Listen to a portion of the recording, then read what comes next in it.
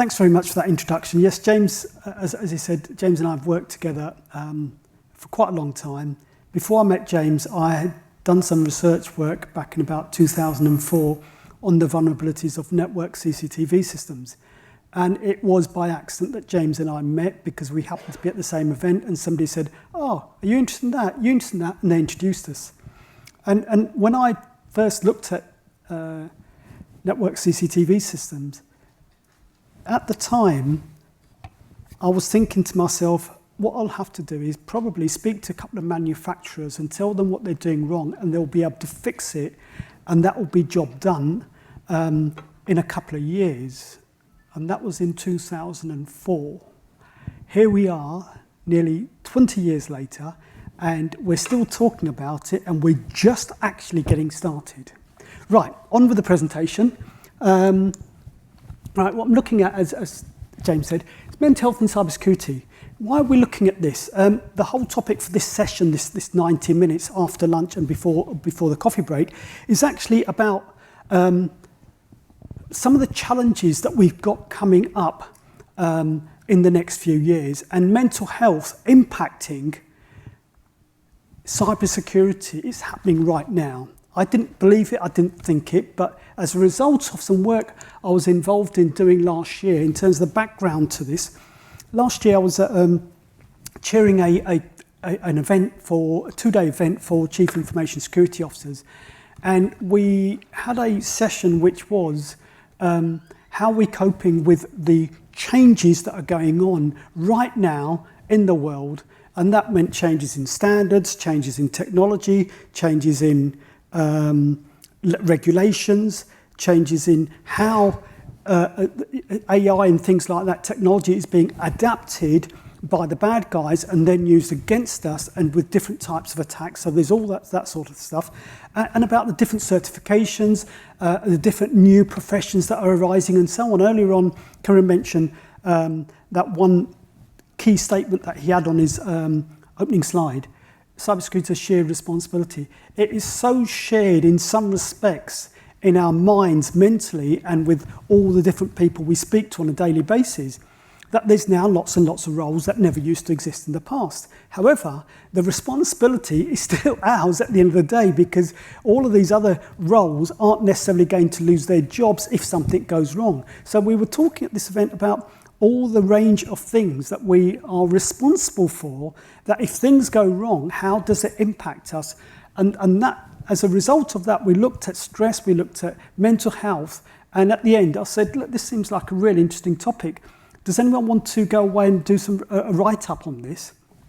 We had 2 volunteers, and we put together a report which came out earlier this year, and that was in May. We released it in the week which was the Mental Health Awareness Week, and we didn't think that we would have much to write in a report. We originally thought it would be a 1 or 2-sided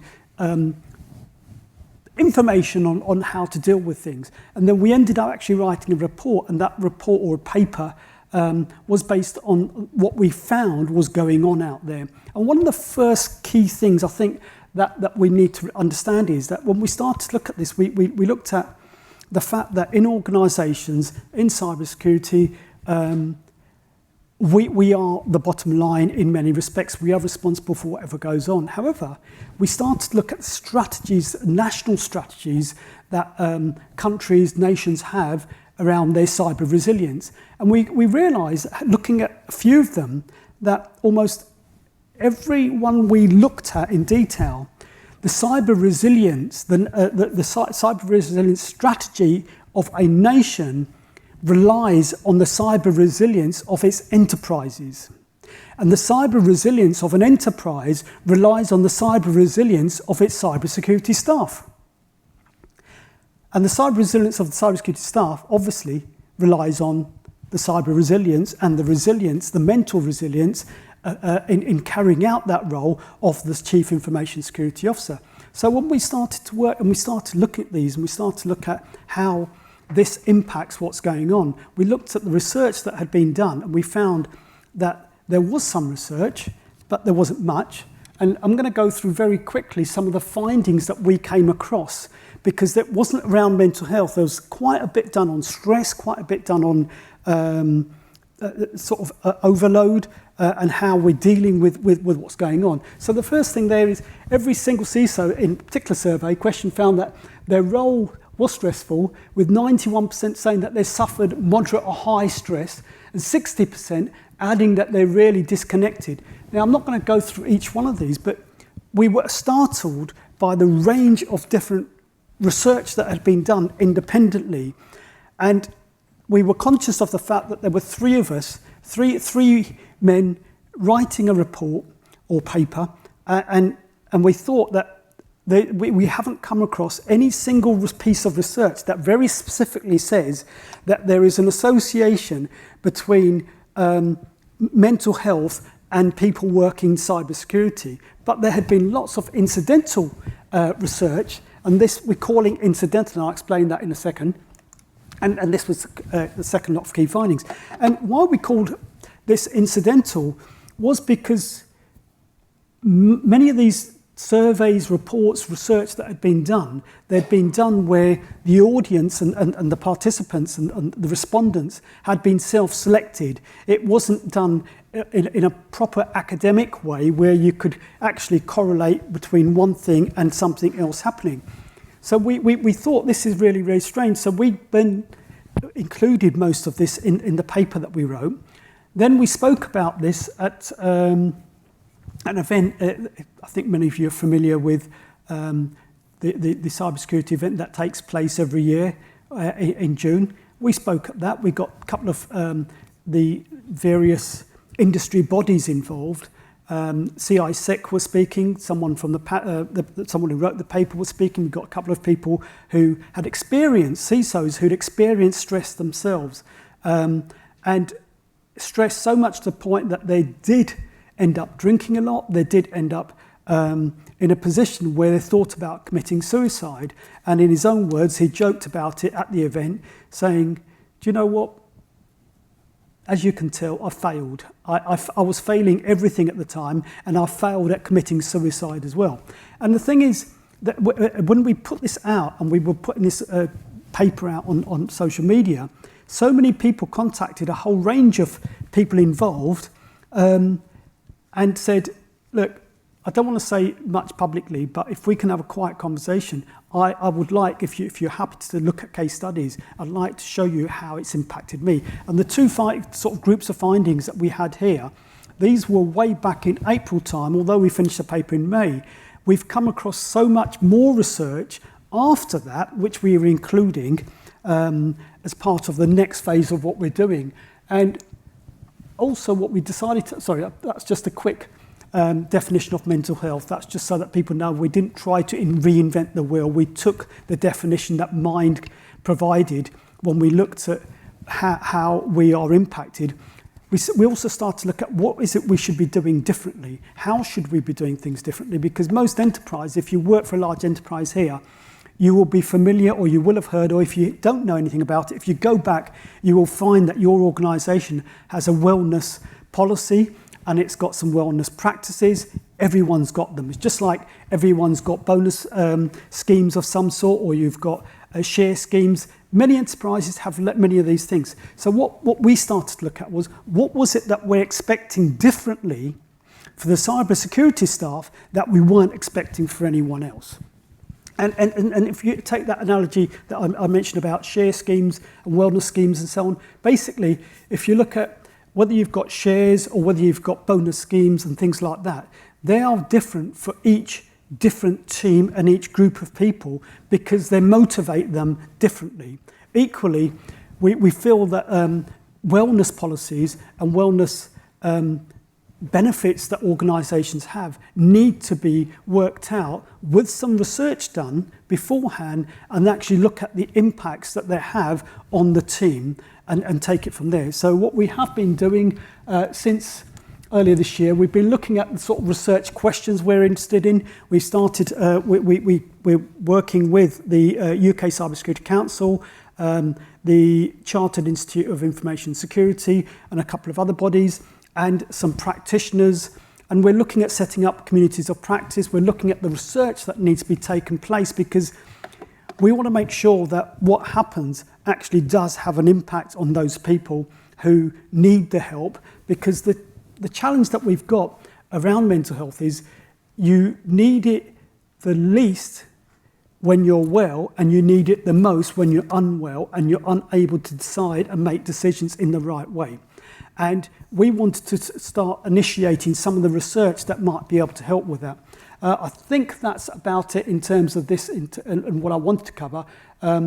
There isn't much more in a great detail we need to look at now. What I wanted to do as part of this was, this is one of the challenges that we have got right now because of what's happening out there.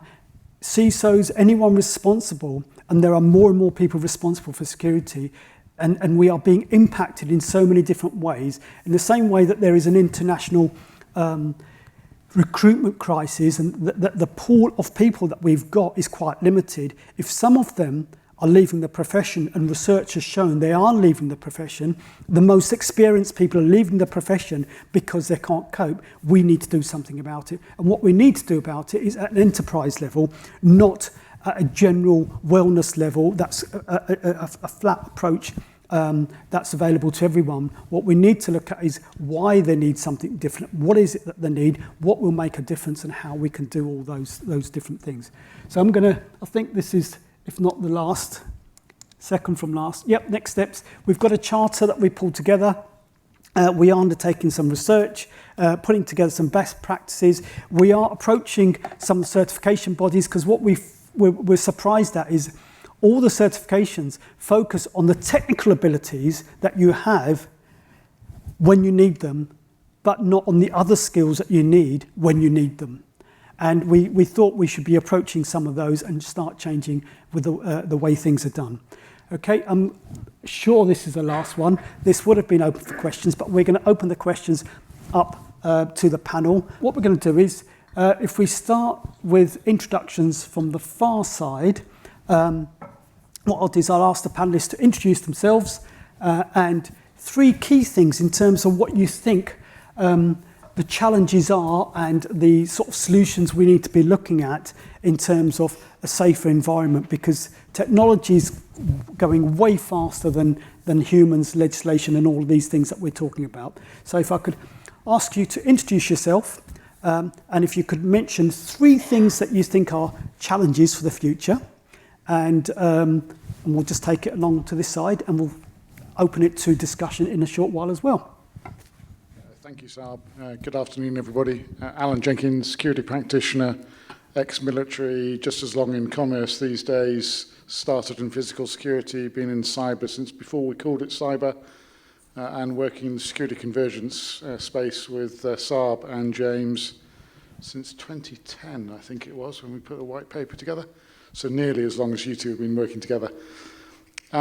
Smarter environment, what do we mean by that? It's that convergence between physical, technical, IT, and bringing it all together. I was kind of struck by Kieran's point earlier around physical security still not really recognizing cyber because they're in the dark ages. You didn't use those words, those are mine. But I've seen that, I came from that world and I still dabble in it. I was at the Security Institute AGM only 2 weeks ago, and cyber barely got a mention. And I think that's one of our challenges. We're still siloed, still far too siloed. So that's as much organizational as anything. I think the challenge between people, process and technology is at the heart of the smarter building space. I don't think that's a problem for tomorrow. I think that's a problem for yesterday, and we're still struggling with it. And then listening to Dr. Allett, to Nick's presentation immediately before lunch, I was struck with the similarity to common criteria in terms of where that was with device assurance, and what killed common criteria was it couldn't keep up with the pace of innovation. And that challenge between needing assurance, but the cost of testing and the increased frequency, I don't think the FM folks who are doing most of the buying for smarter technology would even know what I was talking about at this point, and I think that's one of our challenges. Great, thank you. Nigel. Thank you, Sarb, and thank you for inviting me here. So Nigel Stanley, so I'm the Senior Director of Cybersecurity at Jacobs Engineering. So Jacobs is a 60,000 person global technical consultancy company, and we design, build and operate all sorts of infrastructure that you can think of.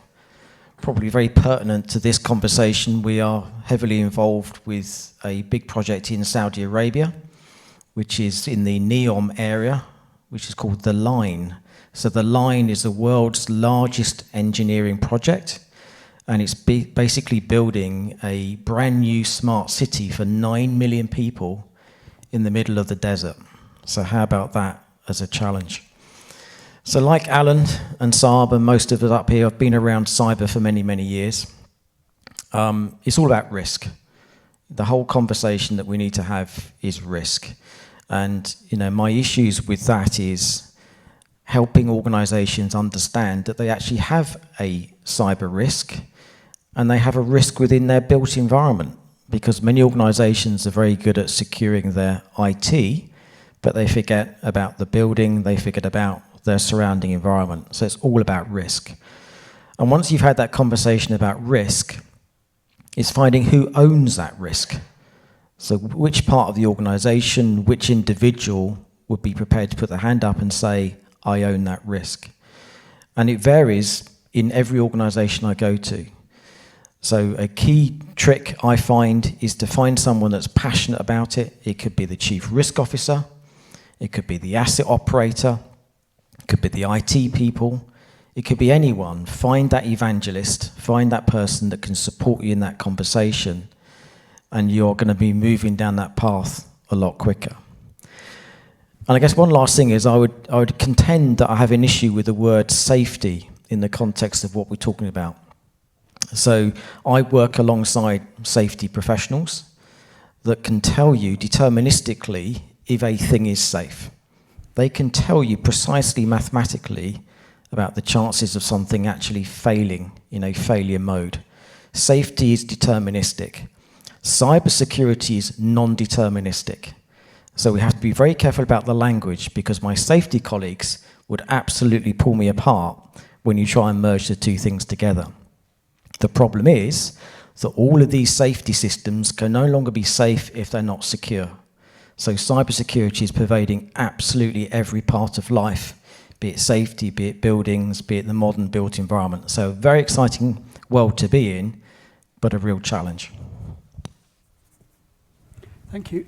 I know you've spoken and you've been introduced, but if you could just introduce yourselves again and in context of challenges as well. Thank you. Yeah, so Kieran Byrne from Axis Communications. So we are a security technology manufacturer, probably best well known for introducing the world's first network video camera. And yeah, we've now grown to a size of around 4,000 employees. Yeah, what was the three key challenges? I would say within our market, who is making them decisions on the procurement, because we can do all of this fantastic work of analysing where the risk lies.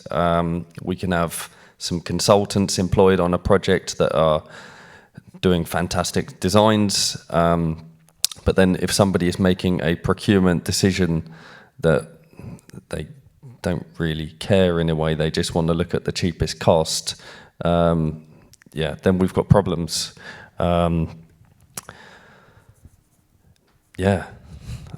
not sure what else to say, to be honest. Right, thanks. It's no problem. Thanks. I've got nothing to say now, because by the time it's reached me, everyone's said anything. But hi, everyone, again. Mo Ahddoud, Senior Consultant at Chameleon Cyber Consultants. So I hope that says what explains what we do. Yeah, a bit like Alan and Nigel, I've been in the industry before it was fashionable, and I've been fortunate enough to ride the wave. And during that time, what I've continued to see is just the environment continuing to become more and more complex. So for me, that key challenge that I see is just that continued complexity. I think that ties into what Sarb mentioned around CISO stress and fatigue. And I think, again, that ties back to Nigel's point around risk management and who owns that risk. And often what we continually see is that that risk is managed at the wrong level because it's not managed at the leadership level. And I think a lot of risk is managed at a business and operational side. So I continually refer back to the requirement for education. And that education includes educating the execs on the ownership that they have and the acceptance or not on risk practices that they need to sign off on. Great, thank you. Okay, I'm going to ask each of you a question on something that you've mentioned already. I will open this up to the audience to ask questions as well in a short while. We have got plenty of time for that, don't worry. So if I could ask, Mike's gone down that way, that's fine. Alan, you talked about you balancing, between assurance and the cost of assurance and actually getting assurance done, because a lot of organisations we've seen with certifications, and the most recent and the most obvious one that comes to mind, and I apologise if there is anyone here from IASME, but the Cyber Essentials.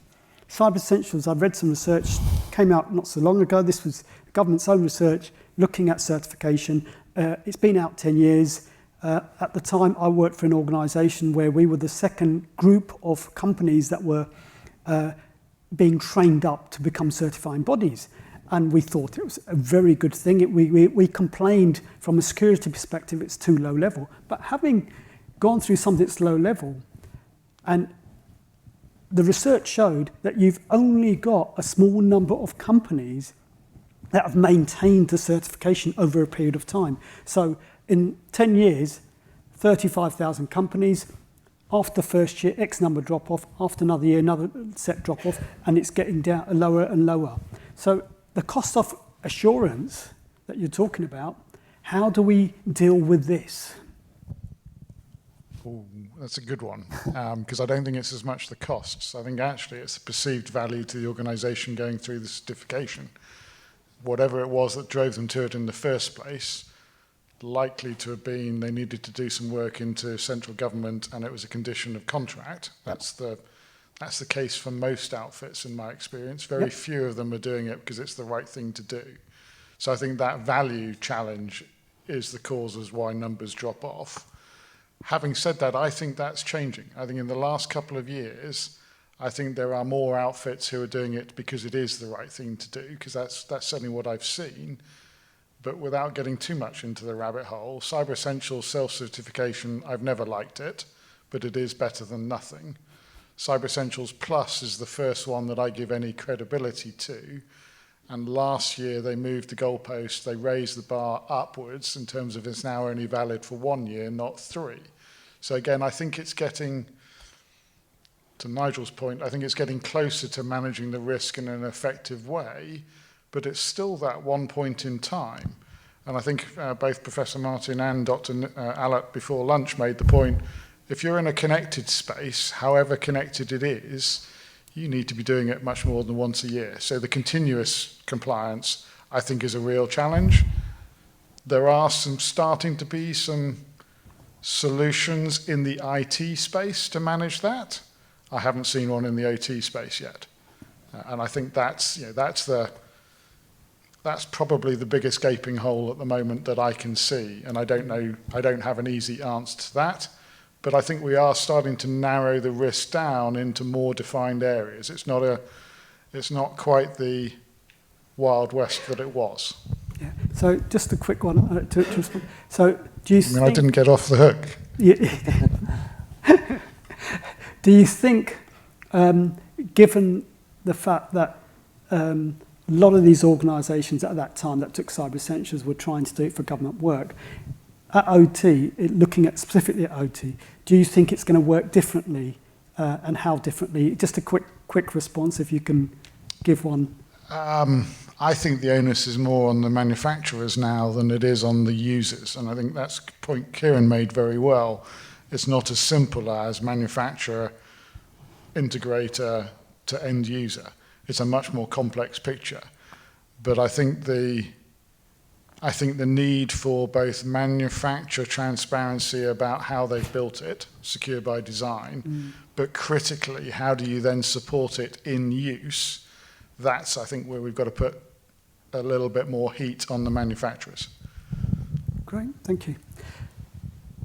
Yeah, Nigel. Do you want me to comment on that? Yeah. Well, my view is it's probably better than nothing. In other words, Cyber Essentials is a good start. Yes, it's not perfect, but at least it is taking organisations on that journey to consider the security risk, the cyber security risk. My view is I'd very much like to see cyber security considered in the way that health and safety is considered.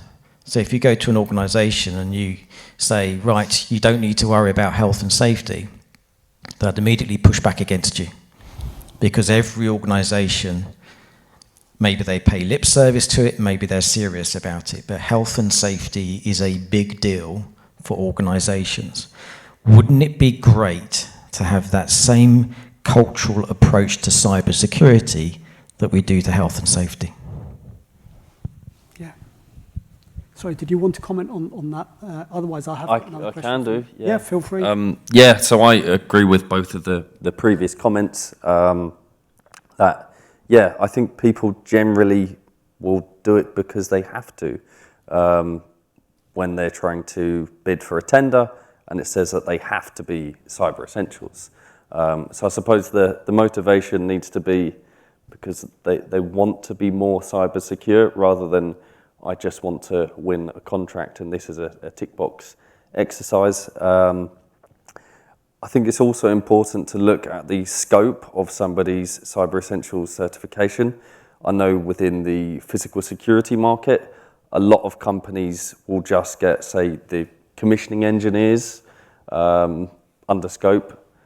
But what's to say that they will win a project and then subcontract it to another smaller installation organisation that doesn't have those same certifications. So yeah, I suppose it's the motivation behind having it is what we need to emphasise on. Yeah, thank you. Go on, Mo.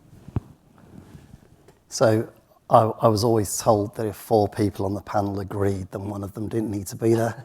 So I'm going to disagree. I'm not a real fan of cyber essentials. I think it means well, but just doesn't execute. I think there's the frustration that I have with it is that the perspective that many of the organisations have is that it's an end state. So you get Cyber Essentials Plus and you're secure. And that's just obviously not true. And I think the other frustration that I have is that it is set to, it is a one-size-fits-all, which just in reality doesn't work. Obviously there's everyone can throw their suggestions around how we could improve it. I think the fact that it doesn't scale for medium or large organisations, not necessarily it doesn't apply for larger organisations, but certainly while we refer to small SME businesses, these can be hundreds of users. Yeah. So Cyber Essentials, I started intentionally with that because it's again a million miles away from the smart built environment and the people within the smart built environment because they don't have to be certified. However, we're talking about assurance. How do we ensure that we get some sort of assurance? Because if you look at regulated industries, they know about assurance. They know why they need it.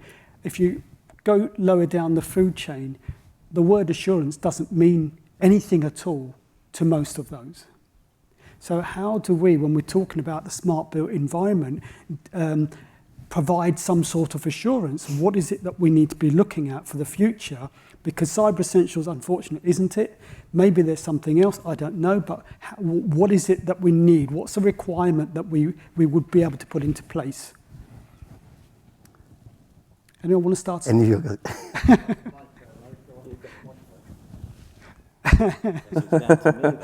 Right. Okay.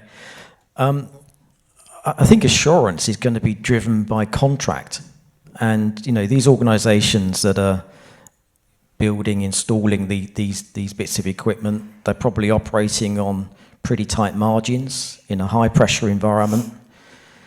So why would they spend money on this thing called cyber if they didn't have to? So, we had a good presentation earlier that talked about, the downsides of, if you don't do cyber properly, the reputational risk and so on. So I think ultimately we're going to have to look at the contractual framework that basically says you must ensure that what you are installing is secure against a certain framework, maybe a standard, maybe some mechanism, even if it's a qualitative measure of a degree of security. But I think that, unless you have a big stick, which is a contract, people are going to be like, why should we really bother? Nigel, I think it's an interesting one to focus on contract. I was going to go on ownership, but they're related. Very few organisations these days actually own the building that they operate in. A lot of them now are multi-tenancy, or at least there's a leaser versus leaseholder relationship. And so much like putting the heat on the manufacturer, as I was advocating earlier, I think we need to put some heat on the building or the property owner, because he or she is attesting to health and safety of the building. They may actually be providing the IT network to their occupants. So they're providing a service. At the moment, I don't believe there is a piece of compliance framework that requires those building stroke service providers to assure to their customers. And a lot of that is because customers aren't asking for it. There isn't a demand from the buying side yet that is forcing the providers to get to a better place. And the real weakness for me, and actually I don't think Mo was disagreeing with us, because we were all saying Cyber Essentials is the start point, it's not the end point. I would like to see all IT service providers required to assure their services to CE+. Now, why the government hasn't done that, I'll leave you to ask your MPs on that one, because I suspect it's around the effect on their service model, the effect on costs, starts to increase costs for everybody. Because to provide a service securely isn't cheap. It's even less cheap, more expensive, if you try and do it to a safety level, which is higher still. And Nigel was quite right on that point. So there's something about the economics of this that I think we need to focus on. And I'll give somebody a chance to come back. Sorry, I guess a relevant comment. So around 10 years ago, I was called in to look at some PFI establishments. So these were hospitals, law courts, police stations that had been built on a PFI contract, where basically the public get a swanky new building at a low immediate cost, but then spend the next 300 years paying for it at great cost over time. So this wonderful new swanky hospital in North London, we were asked to go in there by the PFI owner, so the organisation that put together the PFI, because they were worried about the cybersecurity risk of the building management systems on that PFI site. Went in there, took a look, and it was an absolute horror show, because everything that had been implemented for the PFI contract was still in place, but it hadn't been updated. So we were talking about old operating systems, we were talking about old copies of Windows, we were talking about very poor attitude towards security because it wasn't part of the PFI back then.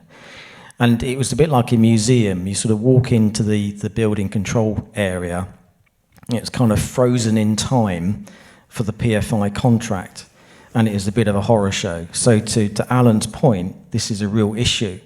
And although they might be adhering to the PFI contract, it's way out of date. This is a convenient time to advertise and promote two publications. And they refer to some of the things that have been mentioned. Some of the issues around procurement. Many of you may have seen or heard or advertised. If you haven't, please do take a look. On the IoTSF website, there's a new publication that came out earlier this year, which, although the publication focuses on facilities professionals, it can be used by other professionals as well, because the principles are still good and still are important. The other publication is with another organisation that I worked with on behalf of the IoTSF, which is the BSIA, and there was a code of practice that we put together, and the range of professional bodies involved. And the code of practice was for installers. Now, very interestingly enough, the code of practice, the professional bodies wanted that code of practice to be made mandatory for all installers for CCTV and alarm systems. However, the unfortunate thing, and this points back to the economics point that you were making, most of the installers in this country, not the large ones, because the large ones are small in number, majority of them are small, and most of those small ones got into CCT and fire alarms and systems like that when they were younger, and they've been around for quite some time. They have no intention of wanting to learn networking and how to secure networks, because that's not their bloody job. So what they did was they obviously spoke to the powers that be and said that this isn't right, it needs to be brought in staggered, because by that time many of them will have retired. Now, it is all about economics, and I think what we need to look at is how in the different technologies we're talking about, the realities. Yes, it's all very well, you get involved, you produce a code of practice, you produce a standard or some guidance. What you have to do, that this pointed me out to, was we have to look at the realities of the economics, and that's why the point that you made is very pertinent. If it doesn't work for that industry, the installers in this country really are not going to allow that code of practice to become into force for quite a few years yet, probably, unless they're forced to do it. And that will be, there'll need to be legal action on that. So, how do we encourage the economics is what I wanted to lead on to next. Then I'll definitely will, if you've got a question, put your hand up and I will come to you. Sorry. Sure. Anyone want to help look at the economics part of this? I suppose I've got this one. I think for the most part, people probably know what they need to do, but it's a bit harder work, isn't it? It's harder work to make sure something is cyber secure, and it's often more expensive as well. So yeah, like you say, something needs to be in place whereby there is a legal requirement that makes people ensure what they're putting into people's buildings is secure. Yeah, I'm sort of, and I know that it was a challenging question in itself, but I'm not thinking about that legal requirement side of things. I'm thinking about the context of the fact that most of the people who are actually currently, and I use the example of installers, they haven't learnt networks, they don't like technology, they're not interested in technology. If you force something onto them and they all left the industry, we're going to be nowhere. And that's the challenge that I'm trying to point to. Yeah, I definitely think that, the frameworks and codes of practice generally take a very long time to be adopted. Perhaps an expectation that we can put on providers is actually kind of like an affirmation statement that says we've considered security, and that somehow within that statement is we've considered where the risk or costs associated that we're willing to invest in. I don't know, this is probably pie in the sky, right? Because I don't know what that is, but I'm just thinking that the responsibility is to move it back to that organisation to say you've accepted a threshold of the product that you're delivering, but you've considered security. So if you considered it and then decided not to invest in it, or that you're not going to provide certain upgrades or whatever, that's a conscious decision, as opposed to what we're dealing with now, which is organisations that just haven't given it any consideration. Good thought. Sorry, any hands go up for questions? Oh, the one up there and one over here. So I'll come to you two, thanks. I think one of the ways to tackle this, if not the way, is through the risk assessment process. And I don't just mean likelihood. Likelihood's probably the one I would dismiss, because I think whether it's 1 in 1,000, 1 in 10,000, 1 in a million, the issue is the impact and the scale of the impact. So once you start to get to a better risk case that includes fiscal costs, that includes fiscal liability, that makes the point to the procurement side of the equation that you're buying this service, but you're incurring an obligation along these lines, that then encourages them to do more of their due diligence into their supply chain, not just their direct suppliers, but also their indirect suppliers. And we've certainly seen more movement in this, I think, in the last 5 years than I've seen in the previous 15, if not the last 2 or 3. And I'm thinking some core celebs, so like SolarWinds, for example, that disconnect, and actually it was something I was thinking about from Mo's slide about who are the early adopters of one AI machine or another, marketing and sales. The difference between reality and marketing spin, we really need to narrow that gap in security as much as anywhere. But Nigel's point about safety is a level above in terms of diligence than where security is at the moment. Again, I think we've got to narrow that gap. I don't like to say this because I'm promoting actuarial risk, which is something I stayed away from. My father was a chartered accountant. My other half is a similar chartered accountant, albeit she'll say she's in finance these days. But that numbers game, not just costs, but also cost of change and cost of liability, that's how we will drive a different buying behavior when we put the risk exposure up alongside it. Because we have to get away from this short term, the cheapest bidder wins the work. That's not the right way to go if it's a safety critical system.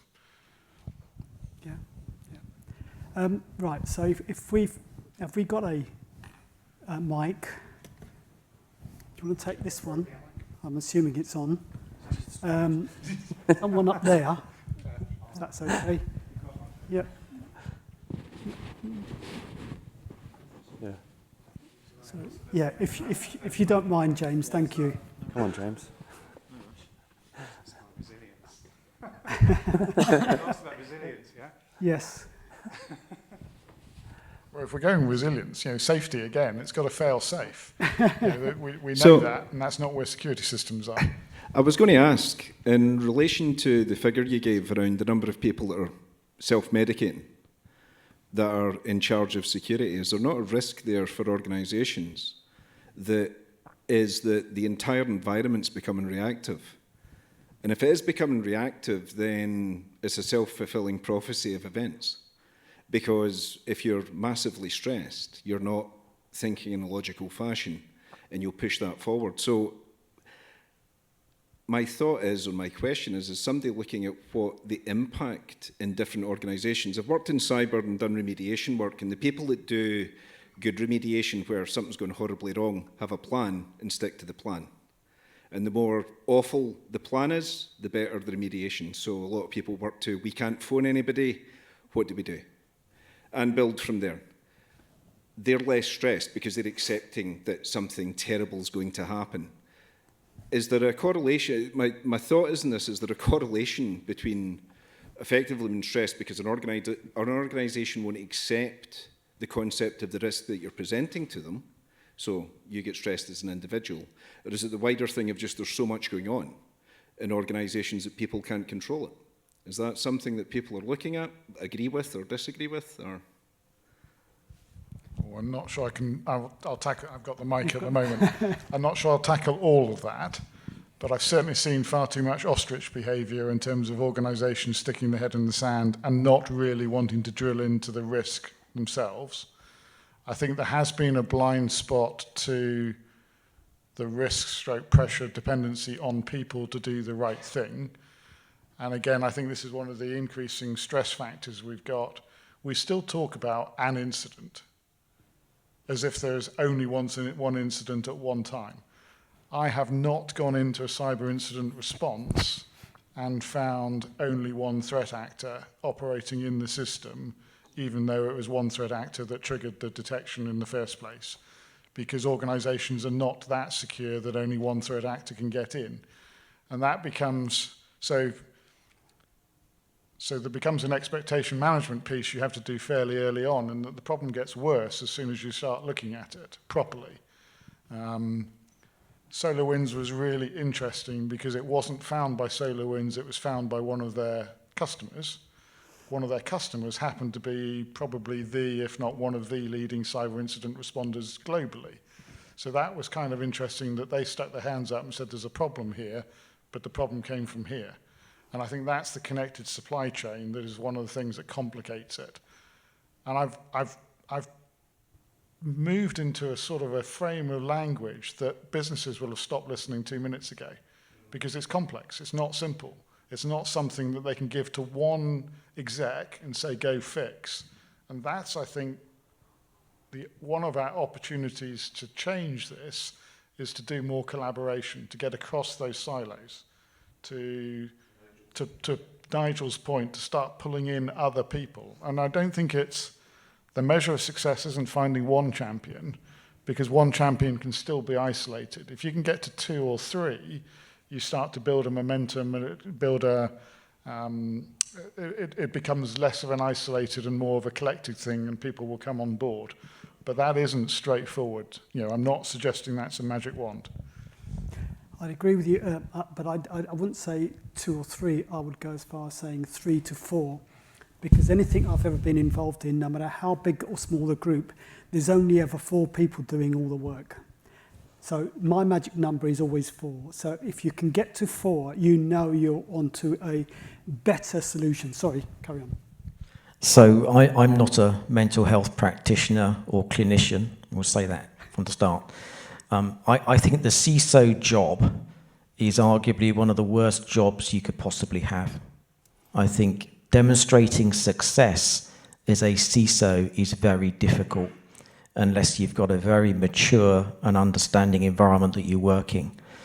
I think the problem is that you're set up for failure. So that, I'm sure, has got massive implications on the levels of stress and the ability to cope with operating in what are often dysfunctional companies trying to do an impossible job. So kudos to those that bravely take on the role of CISO. It's not something I would personally like to do. Thanks, Nigel. Yeah, lots of experience of being a CISO. I think from my perspective, the repeating theme kind of goes like this. One, it's the organisation's responsibility to own and manage that risk, and it's my job to educate them. And sometimes I can believe that myself and sleep comfortably. Other times, I can't do that because I know that the reputational risk impacts me and my career. And there's just a selfish point there that just goes, if it all goes pear-shaped, it's my name that's going to be associated with that. And that's why one of the things that I've encouraged all of us to do is when we see that an incident has happened and there's a CISO there, is not to point fingers and think that had you have been there, you'd have changed that situation. But I suppose what I'm doing is just reiterating what you said is the problem, right? And I don't know what the answer is. But certainly when I've been working recently as an interim CISO, my first and priority role is to make sure that the executives take responsibility for cyber risk and that they're responsible and accountable for it. And there's been a couple of scenarios where we've been supporting digital transformation. They've chosen to make a decision around a configuration, and I've disagreed with them or felt that we should have a different approach to how we should do this. And then I've supported that with an exception document that I've asked them to sign. And when I've asked them to sign it, they've then reviewed the request and then chose not to put their name to paper. So that may be a way of managing things. But sorry, I don't have the complete answer, but just sharing some of the things that I've been through. Very quick, we've got one more question. Carry on. I'll take a second bite. It's prompted by. So 10 years ago, I was a group CISO, FTSE 100, the wrong side of a breach. I hadn't even finished my online onboarding day one afternoon. About 2 o'clock, one of my peers says to me, Alan, you're chairing a crisis meeting at 4 o'clock. Today? Today. Because the cleanup operation that they'd run hadn't succeeded. They'd had the call from the West Country that says you're still infected. And I had a very busy next 7 months. I wasn't completely surprised by it. I just hadn't expected it on day one. But I didn't stay to my 2nd year anniversary. Why? because having had that success of recapturing the network and recapturing control, my then boss wanted to move on to an ERM project and put me in the BAU space when it came to budget. And I went, no, we won the battle, we haven't won the war, they'll be back. And there came a point where I actually went over his head to CEO and actually CFO. CEO was aware and said, I need to change my reporting line because my boss is the problem. And my point here is actually it's about governance. And I was really disappointed week before last to hear that the UK government has abandoned its proposed changes to the Corporate Governance Code that was going to bring in more elements around cyber stress testing to go beyond the finance sector, which is the only sector at the moment that's doing anything close to that. So I guess the follow-on to risk is about improved corporate governance and making the point that the business owns the risk, not the CISO. Because the CISO, there's a bit of a misnomer. Having 15 years ago, I celebrated getting my first CSO appointment, and I then got 2 more. But I've been in the advisory space since, like Mo, interim and the like, trusted advisor, critical friend, program change director, whatever you want to call it. But I've not wanted to be that person in the firing line, because you're only as good as the next external audit or the next breach and the hindsight lessons identified space, which is why I'm tracking the SolarWinds piece with particular interest, because the CISO has been accused by the SEC of committing fraud, not just misrepresentation. They're using the fraud angle, and that's linked to some prior selling of 84,000 shares at whatever that financial value was immediately prior. So there might be some impropriety at the individual level in there, but I'm guessing there are going to be some lessons. And certainly in the group that I'm in of CISOs, of peers, there was a lot of sucking of breath in terms of this is now exposing me individually, which I think is where Mo was going. We haven't seen the end of that one. Watch that, follow that with interest, I recommend. Great, thanks. Mike, I'm sorry, it's 2 minutes to, and we're going to have to go into break, so I'm not going to have time to take the question. Great. Apologies. Only one comment I'll make on that. When that news came out last week, and we spoke about it at the first open mental health in cybersecurity group, it's interesting, everyone had looked at it and everyone had assessed how it doesn't apply, what happened there doesn't apply to them.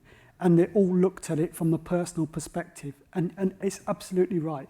Until we are personally liable, we don't look at it in the right way necessarily. And when we are, then we want to look at how we can pass it on or share it. And there's nothing wrong with that. There's nothing wrong with that. That's a human behaviour. It's a Yeah, psychology absolutely. thing.